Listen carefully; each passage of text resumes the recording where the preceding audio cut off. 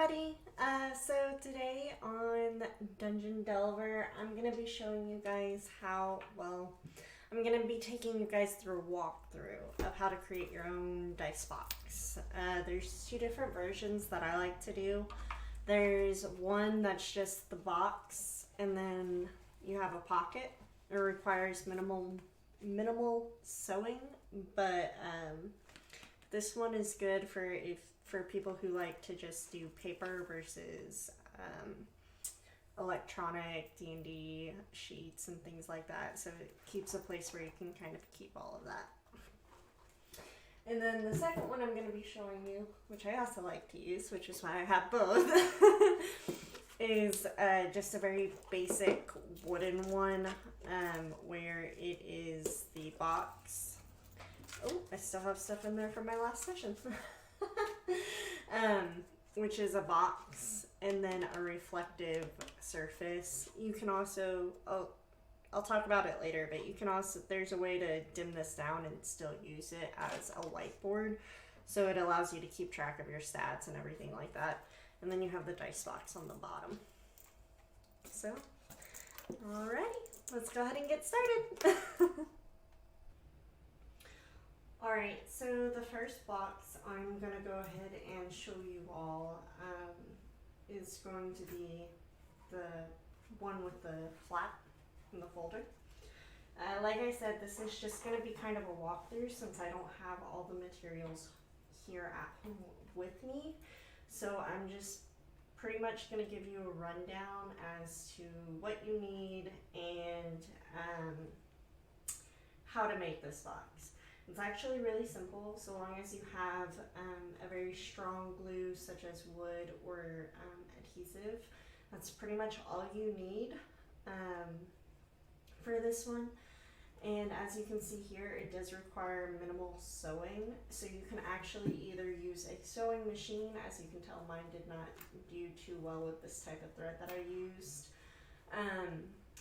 But you can use either a sewing machine or you can just hand sew it because the only part that really needs to be sewn is this little flap right here. Now for the material that I use, there's three types of materials I like to use. I like to use the fabric that you can get at Joann's or any type of fabric store. Basically kind of like a faux leather type of thing that you would put on chairs or any other type of furniture. I don't know why, I just like it a little bit more because you get a little bit more diversity in colors and patterns and textures and things like that. So sometimes I like using the fabric a bit more than actual leather and suede. Secondly, what you're going to need is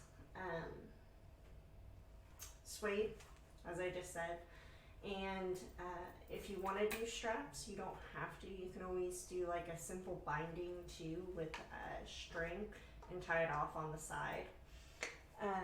But for this one, I used the faux leather, or basically the faux leather that you can buy at Joann's or any type of fabric store.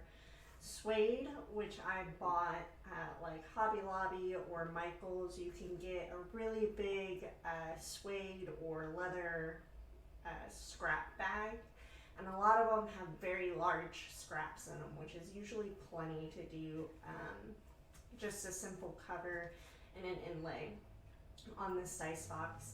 And as you can see on this one, I also used this stain and a gloss to go over it, though it didn't really set very well on that side. But that's pretty much it as far as materials that you're going to need for this one. Oh, and of course, the box. The box I got at Michael's. It's actually supposed to be a, I believe they call it like a wooden parchment or like a wooden palette or something. Basically, it's supposed to be used for decorative purposes. So like you put artwork and stuff on it. I decided to use it as a dice box today. So basically what I did was I measured out each side and the depths in here. and then I cut out each individual strip. You can, if you would like, however, to do it as one large scrap, but what you'll need to do is you'll basically need to make it like a box cutout and make sure you have all the right dimensions. I believe I tried to do that on this one here. Yeah, as you can see, I tried to do it on this one here, but I wound up, this is the very first dice box I ever had to create. But as you can tell, there's like parts of it that I had to wind up cutting because it didn't fit right. So if you do decide to do it in one large piece, I do recommend that you are very, very sure about your dimensions, because I was not apparently, even though I measured it out. So what you're going to do first is you're going to go ahead and you're going to stain the box with something, so whatever type of stain you want. I usually find my stain on the clearance rack for about like $2 at Michael's or Hobby Lobby's. I'm very much a bargain type of girl, so I will not go out of my way to buy overly priced things, especially if I'm just trying to make one or two boxes or any type of craft. But you'll just stain the wood and you'll gloss it, and then while that's setting, you'll also want to make sure you stain both the outside and the inside, because if you get to the part where you start putting in the fabric and parts of the inside are not stained, that will show through if you didn't measure right. And so just having both the inside and the outside stained just makes it look a lot cleaner and nicer. Secondly, what you're going to be doing while your stain is setting and drying is you're going to start cutting out the suede pieces. And like I said, you're just going to measure, make sure you have your measurements right, and then you're going to cut it out. The easiest way to do this is with obviously an X-Acto knife and a ruler. Scissors tend not to do very well with suede. Secondly, if you guys do want to do this, another version that I like to do since I roll with gemstone dice is having a cork inlay on the bottom. It kind of helps with the bounce and makes it a softer roll versus being just straight leather and wood, or suede and wood. So the cork kind of helps balance out your dice a little bit more, especially like if you're rolling metal dice too. It kind of softens that funk that you get when you roll them. So if you're doing the cork, you're going to lay down the cork. You can do it on the walls if you want to as well. Just make sure you're taking that into account when you are measuring out your side pieces here. Because if you put cork on the wall, you're going to need enough of the suede to cover the bit on the top. And then what you're going to do is, once you have your cork laid down and everything's polished and cleaned and stained, you'll go ahead and start putting the suede over top. If you're using a cork on the bottom, I would recommend using a little bit of a softer glue, and avoid using something like super glue, because that will defeat the purpose of the cork and just make it harden. So fabric glue I found is also kind of good for that. It's a really strong adhesive, but it also doesn't take away from the softness of the cork. And then once you have that all glued together, what you're going to do is you're going to take your cover and you're going to measure out from head to toe, from front to back, wrapped around, how long it's going to be and how much you're going to want. So the reason why I'm not giving specific dimensions is because if you do decide to do this, I know several people that like larger rolling trays, and you can do this with the larger boxes at like Joann's, Michael's, any craft store really. So if you do decide to do those with the larger boxes, your dimensions are going to be different than what I have here. I like very basic minimal stuff, so I'll typically just do the 6x9s That tends to be my favorite range. And then what you're going to do after you've measured it out, all I did was I glued it on with, as you can see here, it doesn't even really want to come off, but I just glued it on with wood glue, and I kept pressure on it. I just put bricks inside of it to keep the pressure on it while it dried. And then, well, obviously before I glued it on, got a little bit ahead of myself there. So before you glue it on, what you're going to do is you're going to either sew down or hand sew the flap. And there's a lot of freedom with this flap. At one point, what I wanted to do was, I think I didn't do it because this was my first time making it, so I didn't want to kind of overpedal myself, was I wanted to have a flap here, and then I also wanted to have like a secondary flap of a different color here. So that way I had two pockets, one in here to keep all my main stuff, and then since I play like druids and spellcasters, this would be a great way to put in a great slot to put in those quick grab cards, like if you have wild shape cards or spell cards. That's kind of where I was thinking of putting it. But I tend to experiment a lot with these things, and usually the first time around I try to stick to the basics. And then finally, you're either going to strap it down with the string or whatever you chose to have it with. I actually, as you can see on this one, I actually did buttons. So what I did was I cut out 2 pieces of, well, technically 4 pieces of leather, small, and you can get button kits at any craft store really, and they've actually, that set has lasted me a very long time at this point, since the only thing I really make with it is dice boxes. And so I just put those on the sides, and as you can see, I did sew these in. However, if you are hand sewing, one of the things I would recommend is to sew it over top here and hand sew them in. You can also put different types of patterns, and it gives the straps a little bit more character, especially if you don't have the utility of a sewing machine. However, since I did have a sewing machine, I wanted to avoid that look, since it would be very linear, very straight, and to me it doesn't really add a whole lot of character to the box this way. So this way I kind of have a clean, neat outside, and if I decide to put something on it later, like a decal, a sticker, foil it or something, I have that capability. And then finally, that's it. That's your box. It's really simple to make, and honestly a lot of the materials are kind of cheap when you put it in retrospect,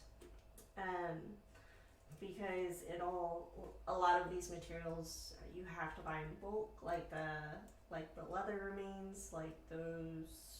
I think the pack is £1 typically, and it's about $10, but you can make a lot of different boxes out of that £1 a bag. Finally, I think my last tip I'm going to give you guys on this box is I left room here. As you can see, it's very loose up top. Now, I left room up here because I like to stick my journal, or I don't think I have it with me in here today, but I typically like to keep my journal tucked away on top, so all my character stuff is together and I don't really have to go searching for it. So if you leave a little bit of room on top, especially if you're one of those people who has like kind of like a set character journal for each character you play, you can just kind of plop your journal in there and measure it out. That's how I did it with mine. At least with the cover, I didn't do a whole lot of I didn't do a whole lot of exact measurements with the cover.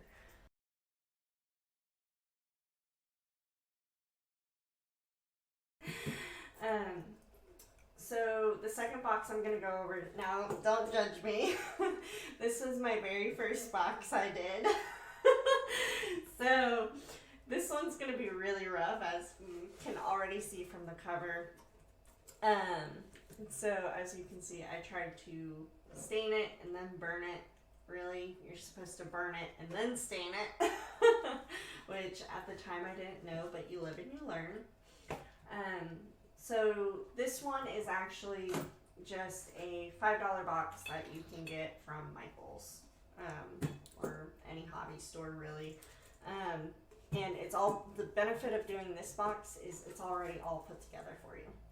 But if you don't like wood or you don't like hard surfaces and you prefer the fabric and the soft touch, the other box will probably be better for you. So this one, $5 box from any hobby store. Again, as you can see, I used leather remain strips here.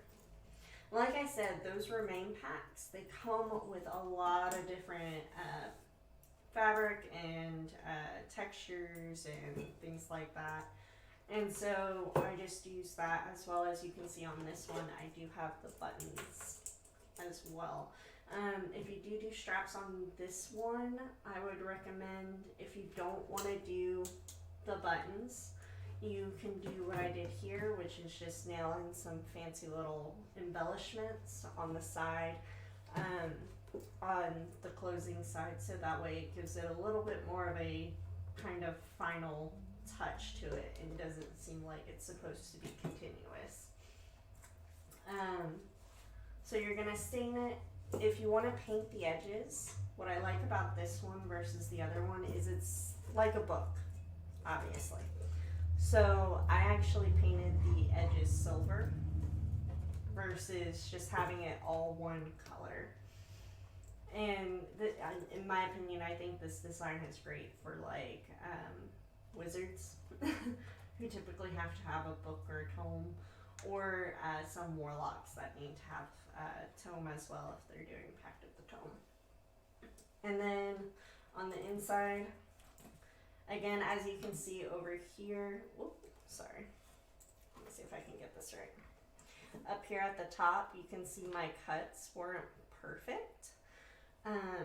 So that's why I always recommend coloring the inside, because as you can see, the inside is colored, and while it's still not the nicest looking thing, it doesn't look super out of place versus if I had not colored the inside.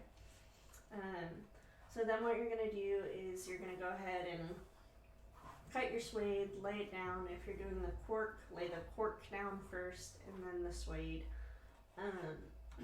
Now, as you can see in this one, I actually did not do this back part over here. The main reason for that is doing the back part is going to be a little bit trickier because of how this book closes. So if you do decide to do this back part, what you're going to want to do is make sure your fabric or your suede is beneath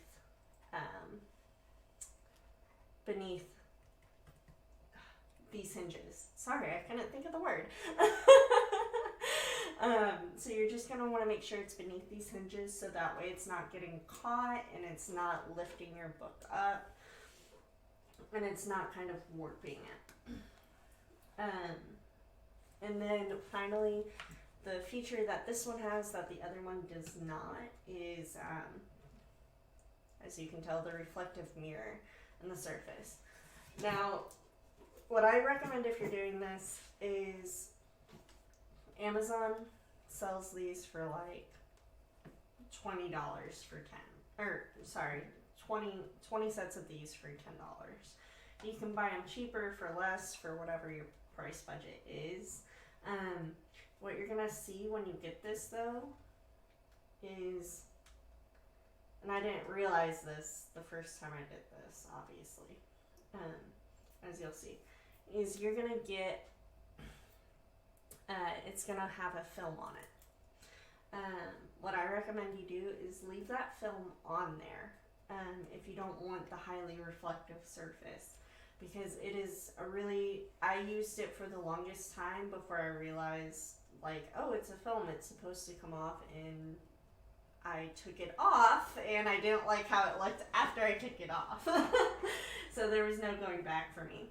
So just so you have an idea, this is what it looks like with the reflective surface and without. So I like the without a little bit better. It makes the numbers pop, easier to see, and it works just as well. You can erase it, you can wet erase it. The film pretty much holds up so long as you're not taking a knife to it or trying to deliberately tear it. It holds up fairly well. So what you're going to do with that is you're going to measure out how big you want it, and you're just going to glue it straight onto the back of this book.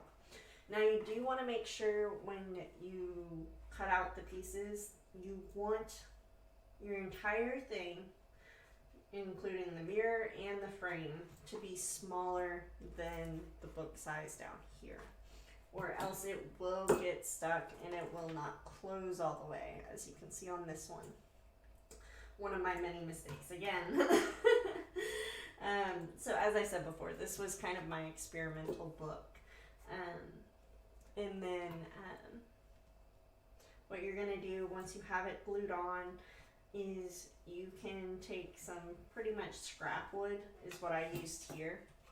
I used scrap wood and then just fancy little corner pieces to kind of make it less noticeable that I used scrap wood to put this together. But unfortunately, as you can tell up here, one of the pieces fell off. You don't need anything super fancy. Another mistake I made here was before you glue down your pieces, make sure you stain them all the way. As you can see right here, I actually stained it after I glued it down, which meant like pretty much all of these edge pieces did not get hit right. So it just kind of makes it stand out and not in a good way. And then, as I said before, if you want to burn something onto the cover, do that before you stain the book. So this is more or less a video about how I've made dice boxes and how you can learn from my mistakes.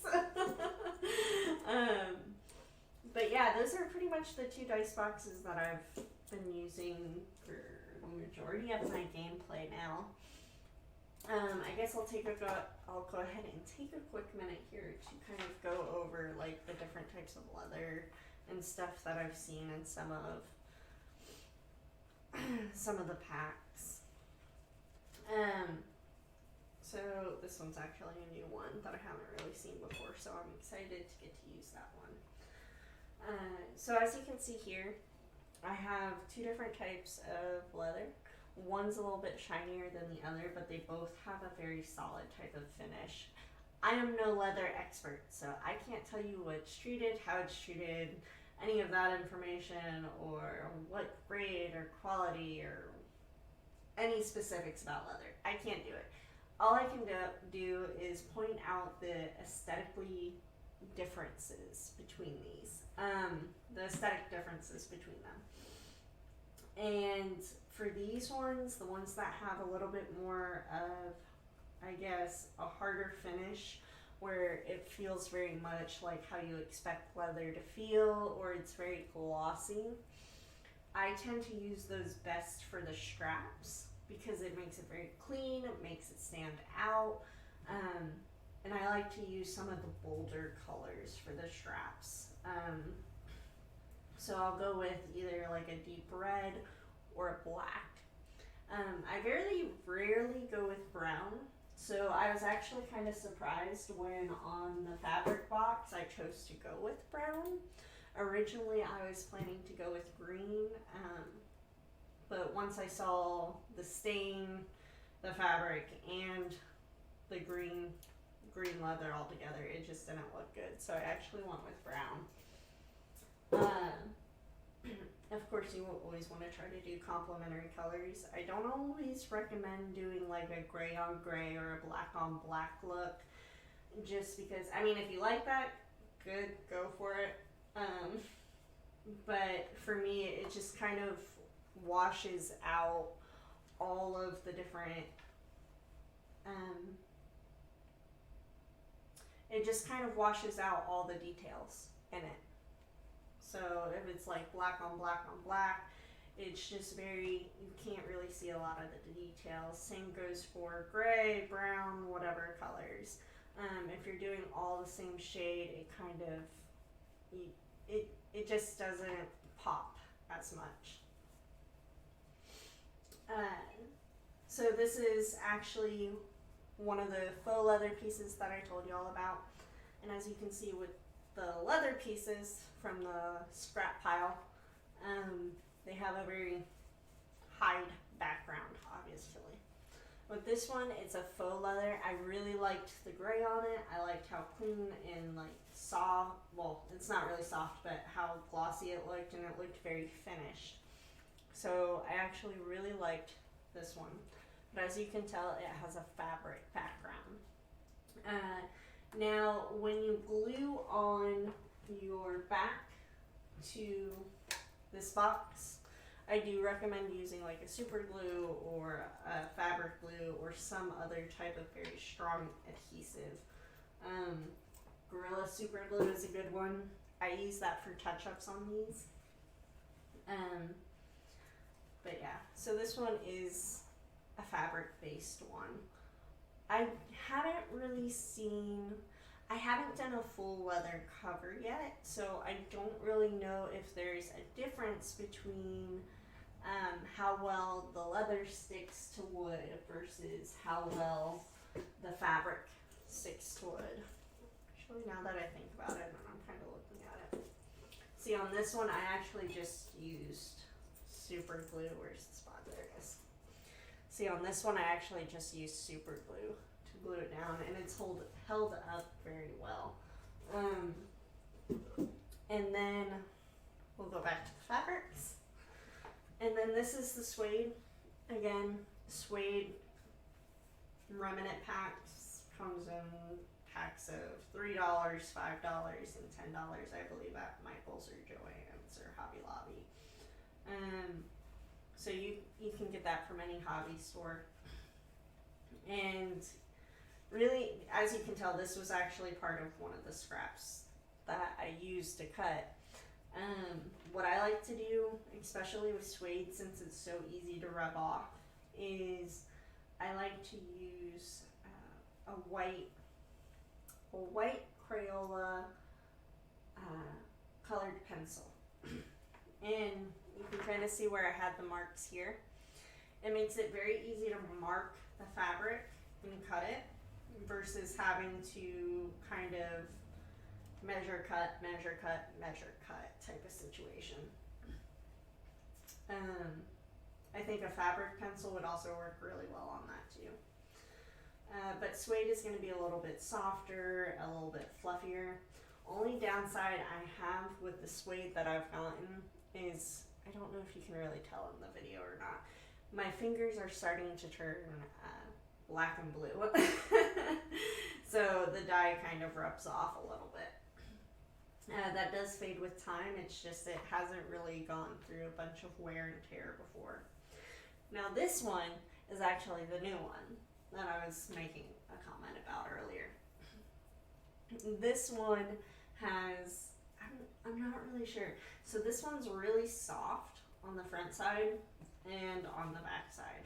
As you can tell, there's a real difference between the two, and it's probably just a difference in how they were treated or the type of hide that it comes from.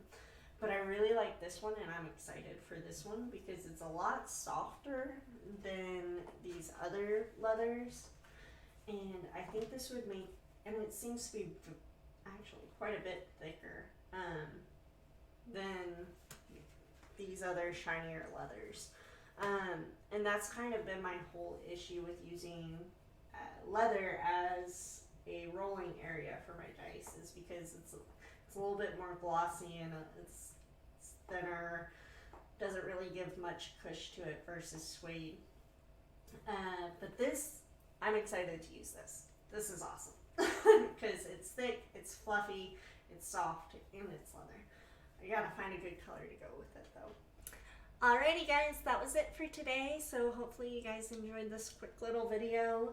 I know I didn't go step by step with the dice box, but hopefully it gives you some ideas and opens some doors to you. I mean, each box that I made probably only cost me around total of $15, if that. And I got a really nice box out of it. I got exactly what I wanted out of it versus having to go on Etsy or eBay or some other store to try and find each little thing and then having to pay buku bucks for it. But this was just kind of my quick tutorial. Practice makes perfect, so if you don't want to hop right into it, you guys can always just grab like maybe scraps of wood or fabric and practice with those first before diving into it, kind of like how I did with my first box. So I guess lesson learned is I would recommend doing like kind of a minor one, like maybe next time I try to do a different design, I'll take one of these free little boxes I got here and try and walk through a mini dice box first before doing a larger dice box. But I guess that's it. Have a great day everybody and hope you enjoyed the video.